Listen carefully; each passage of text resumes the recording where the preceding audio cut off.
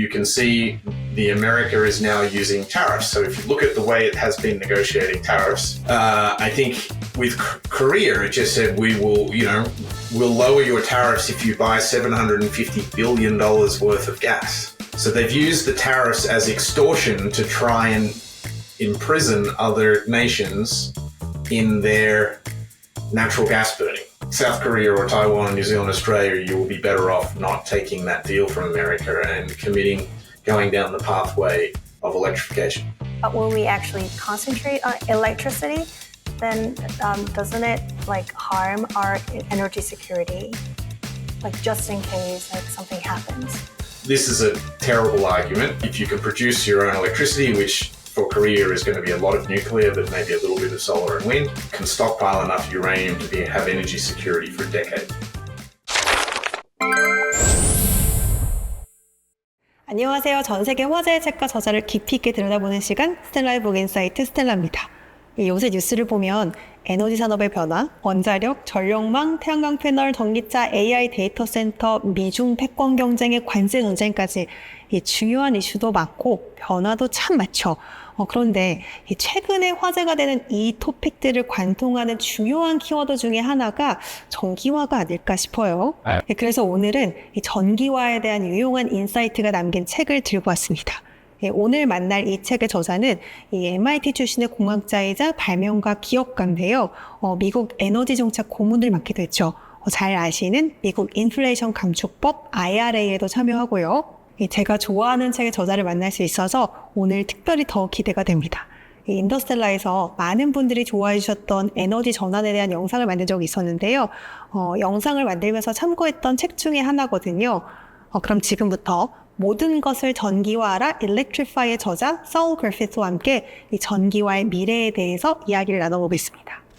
Hi, Dr. Saul Griffith. Welcome to Stella's Book Insight. First, could you please introduce yourself to our Korean viewers? Hi, I'm an entrepreneur. Spent the last 20 years building energy companies and technology companies in California, and most recently working on energy policy, electrification policy, and I've relocated to Australia, so now doing a lot of the same type of policy work in Australia. And we are also trying to do similar work in New Zealand and in Taiwan and expanding so that we can make a global movement for succeeding at climate solutions. Oh, cool. I like the title of your book, Electrify, an Optimist Playbook. Especially, I like the optimist playbook part, really stuck with me, given the prevalent pessimism in climate discourse. Any particular reason for the name? What's the story behind the optimism? It is actually optimistic in the sense that, this is how we get to the solutions. This is how we actually solve the challenge of climate change. You founded Rewiring Australia, right? Does your optimism connect to your current project in Australia? Initially, I founded Rewiring America first. Rewiring America was an advocacy organization, a nonprofit that worked very hard with the Biden administration on the big climate policy under Biden, which was the Inflation Reduction Act. Unfortunately, much of that is being burned and torn apart by the Trump administration. Nevertheless, it was a good experience to work on policy, and I have been doing similar policy work now in New Zealand and in Australia. Evidently, the main topic of this book, electrification, was really striking. But for the general public, it might sound a bit vague. What is electrification? Is it the same as energy transition? The origin is I was doing work with the Department of Energy. We were modeling all of the energy that flows through the American economy in great detail. How much energy for school buses, how much energy to heat water, how much energy for the cement industry, for mining, for agriculture. And the goal of that work was to figure out the pathway for each piece of the economy to get to zero emissions. And the answer for nearly every piece of the economy is through electrification. So about 80 to 85% of global carbon dioxide emissions come from our energy infrastructure.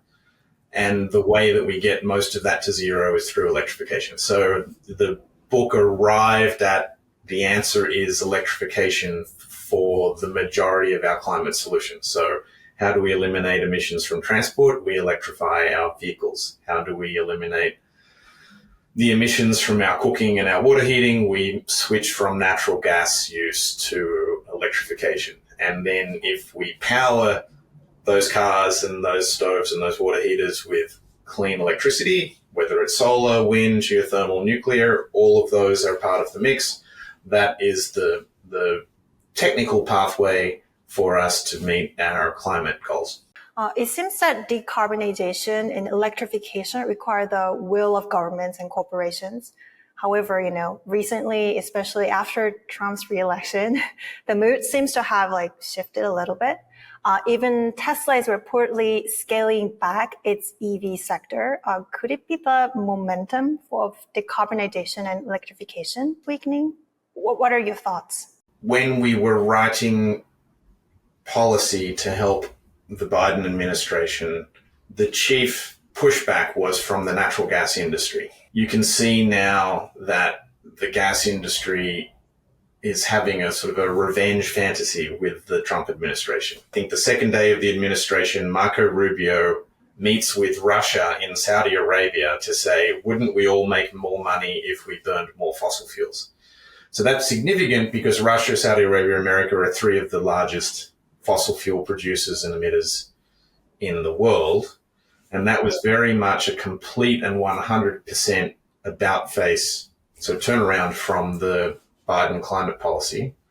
The Biden climate policy was just designed to be technically rigorous, but it became also about catching up to China. In 2014, China made the Made in China 2025 policy. That was industrial policy about producing the majority of the world's robots, producing the majority of the world's industrial automation, and producing the majority of the world's what they call new energy technologies, by which they mean electrification.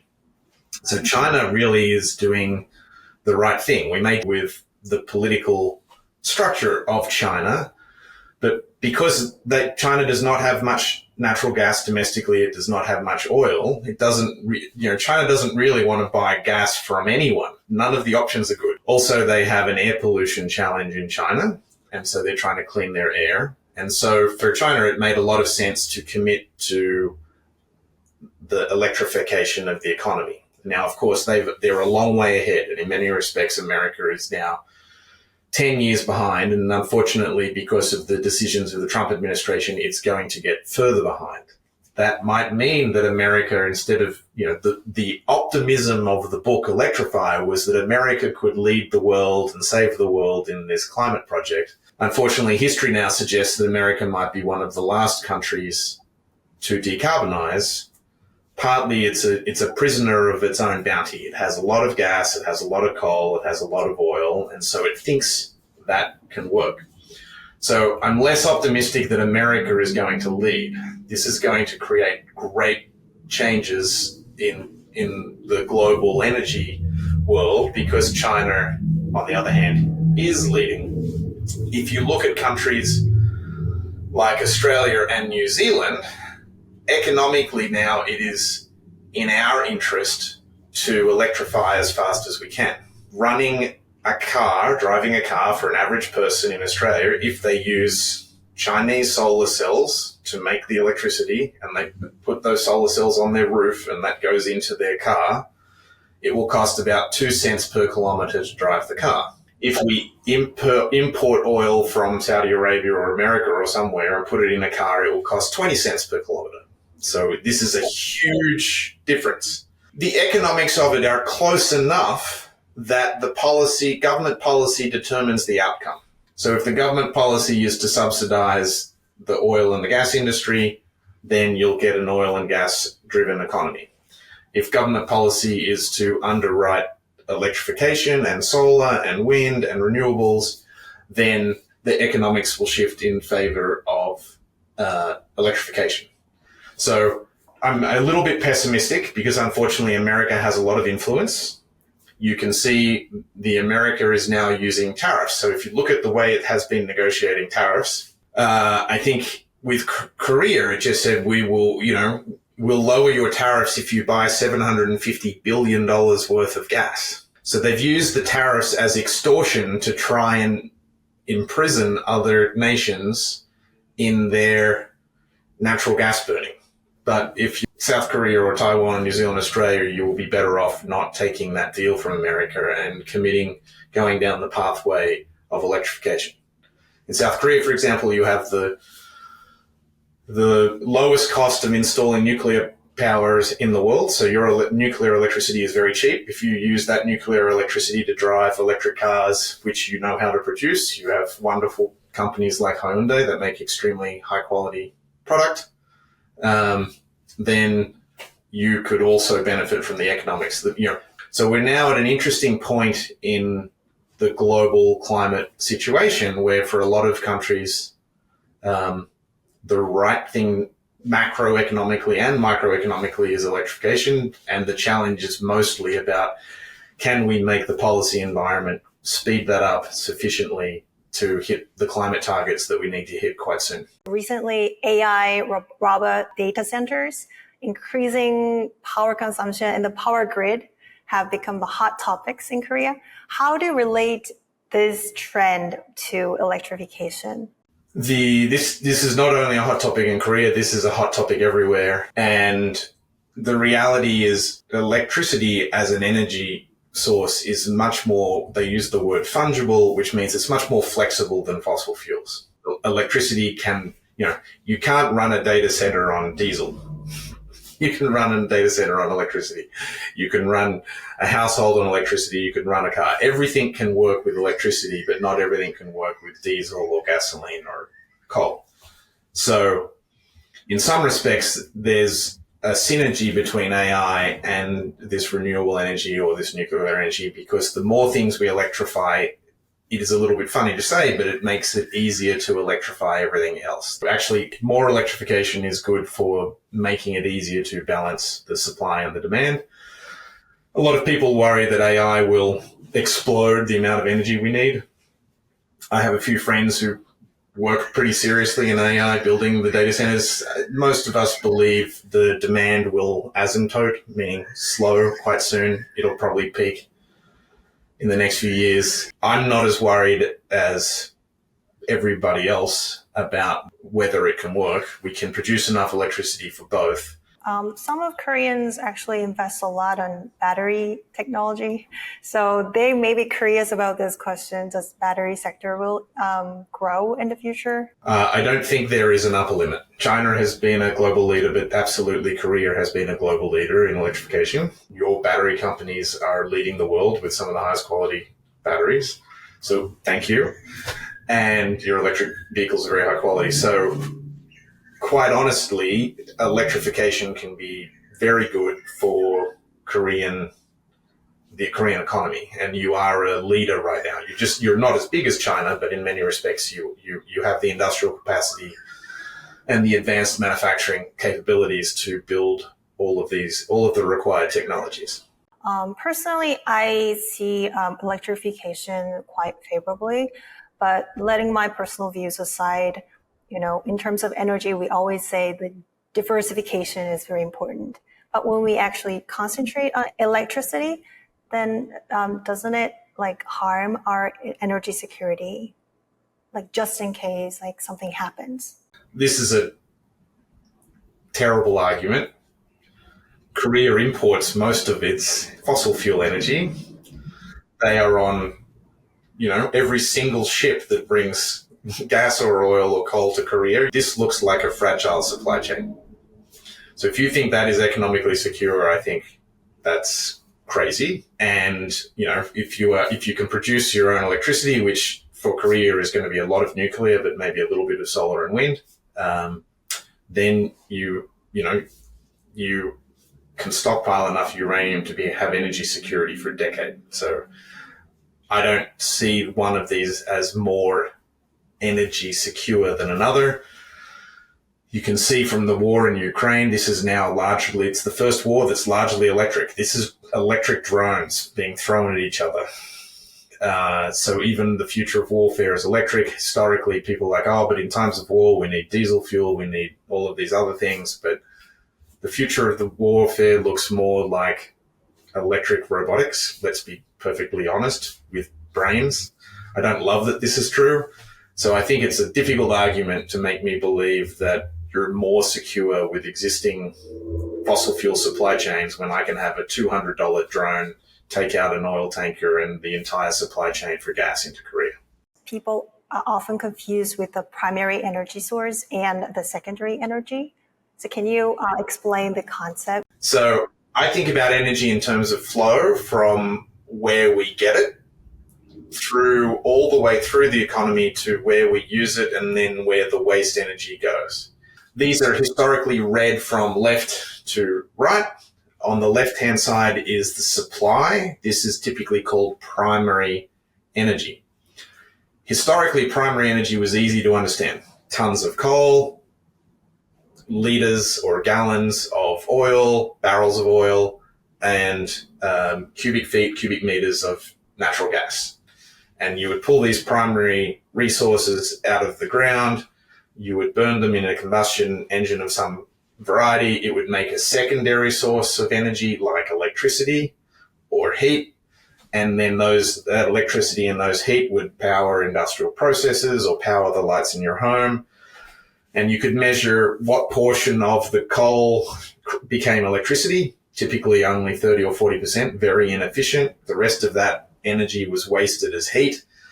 If in natural gas, it's a little more efficient, maybe 40 or 50% efficient, but so some of it goes to electricity for lights, a lot of it goes wasted for heat. The extraordinary thing about electrification is it's very, very, very, very efficient, whether it comes from nuclear power or from wind or from solar. Once you have the electricity, and you can sort of think of these as primary sources, primary energy, the wind, the solar, the nuclear, electricity, and only 5 or 10% of that is lost as heat. So driving a car on electricity uses about 1/4 of the primary energy of driving a car on oil. Because we have these magical machines called heat pumps, they're not actual magic, there are lots of science, but a heat pump can produce 300% of the heat of the electricity input. So it's 3 or 4 or 5 times more efficient to heat a home or heat the hot water for a home using a heat pump than it is using natural gas.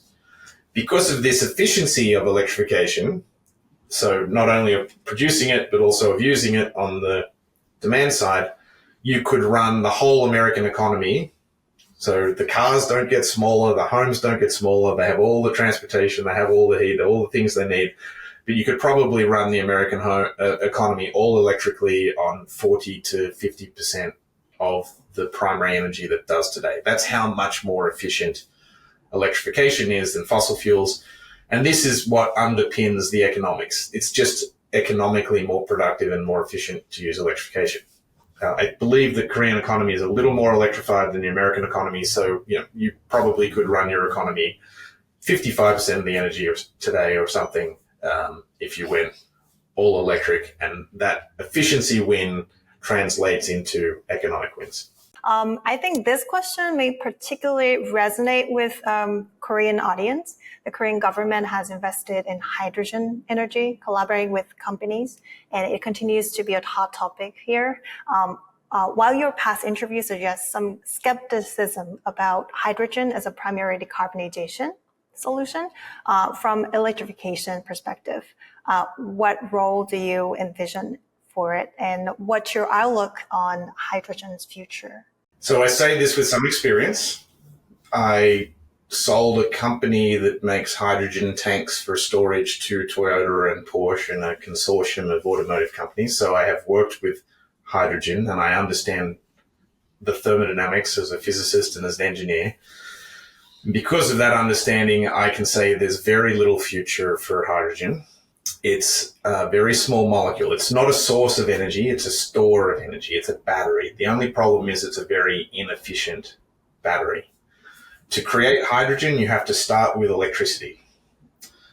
In producing the hydrogen, you lose 30 or 40% of that electricity.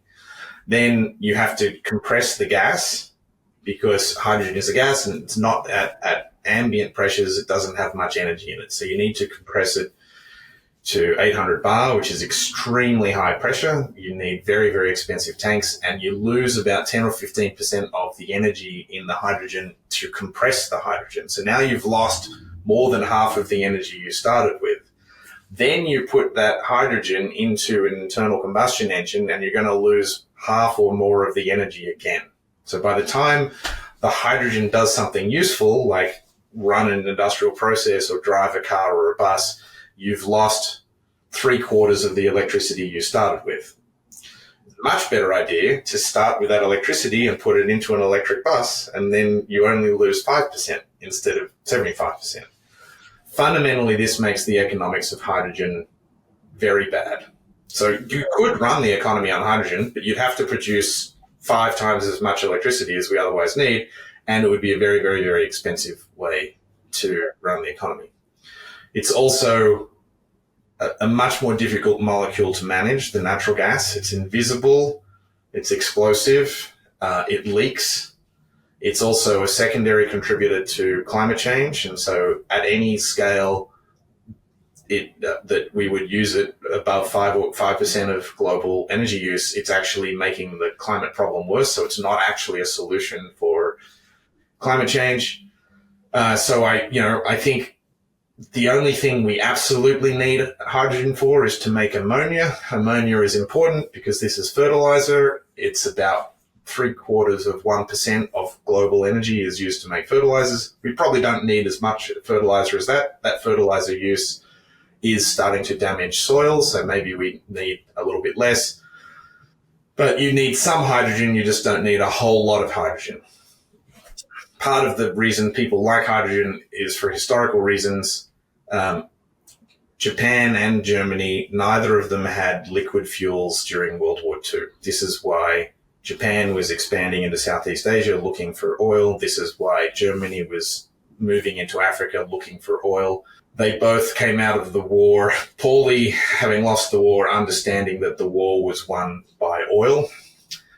Their only real options to have an independent source was to imagine a hydrogen economy. This is a little bit why a lot of economies, quite honestly, this is what cost the German automotive industry and the Japanese automotive industry a 10 or 20 year head start on batteries, because they were committed to making hydrogen work for historical reasons. So really, I think governments worldwide are spending bad money after bad money they've already spent selling hydrogen. This is being sold to them as a good idea by the gas industry because it's familiar, and the gas industry would like to convince governments that it can make hydrogen work as a substitute, but you can't even use the same infrastructure. The pipes that contain natural gas cannot contain hydrogen. So it's a giant lie. It's a distraction. I believe a lot of this distraction is driven by the gas industry trying to self-promote hydrogen as a solution, which really just extends gas's control over national economies while people wait for a technology that's not going to work. So that's pretty damning, I think.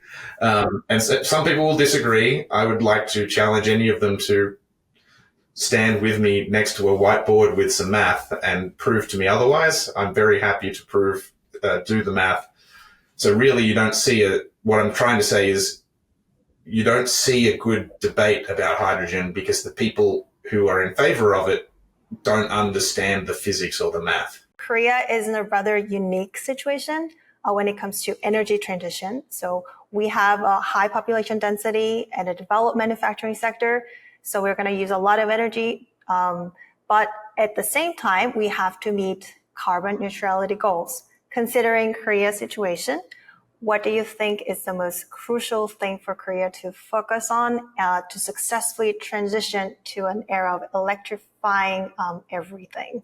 Fortunately, you're already doing two of the things, which is you are a leader in batteries, you are a leader in nuclear power. For a country like Australia, you need less than 0.1% of the land to power it with wind and solar. For a country with population density like Korea or China, you need maybe 10% of your land. I think that is too much land when you also have to feed people. I don't think nuclear is necessary everywhere, but it is necessary in these high population density places, I believe nuclear can be safe. I don't believe nuclear will be cheaper than wind and solar, but it can be cheap, as is the Korean example. So you're already doing those things well. Korea does a lot of iron making, and you have a big ship industry. I find it unlikely that it is a good idea for Korea to make iron in the future. So this will be a very challenging idea to Korea. My first job out of university was working in the steel industry. So I say this as a metallurgist. When you put coal into steel making, the energy content of that coal in the blast furnace costs between a quarter a cent and 1 cent per kilowatt hour. When you use natural gas, depending upon where you get it, it's about 1 cent to 2 cents per kilowatt hour. I should do the numbers on the liquid natural gas that you're being forced to buy from America. I think it's going to be 3 or 4 cents a kilowatt hour. The electrochemical pathways to steel look like they will be more efficient than the fossil fuel pathways. They'll probably be 2/3 or 3/4 of the energy. So if you have electricity at 2 cents a kilowatt hour, I think you will be able to make iron or steel cheaper than with fossil fuels all electrically. I think it will be hard for a country that's running on nuclear power alone to hit 2 cents a kilowatt hour. But there are many places that have a lot of hydroelectricity. So Canada, 1 cent a kilowatt hour all day hydroelectricity. Same with New Zealand. Australia will have prolific periods of solar and wind power that, in fact, the price of electricity during the day in Australia is negative a lot now because we have so much solar, we can't absorb it. So you can imagine those countries that have this excess renewables problem pouring that energy into primary processing, so making cement, making iron, etc. So you can see a future economy where Australia wins because instead of selling Korea iron ore and coal, we sell you iron. That iron will be cheaper than Korea can make it. And then Korea turns that iron into ships and turns it into cars and turns it into batteries. And then you get to, both economies become more advanced and more profitable. And you could hit your emissions targets. I think it is very difficult for any economy to imagine getting to zero emissions alone. I think this is a mistake that both China and America are making. We need each other, and we need to lean on various expertises to get this project. It's a difficult moment in history to believe that the world can come together to solve climate change, but I can see a pathway where all of the nations that aren't China or America can see that it is in their interest, and there are partnerships to be made that will improve everyone's economy, to be honest. So this is a standard question for this show. I really like it as it captures your unique perspective.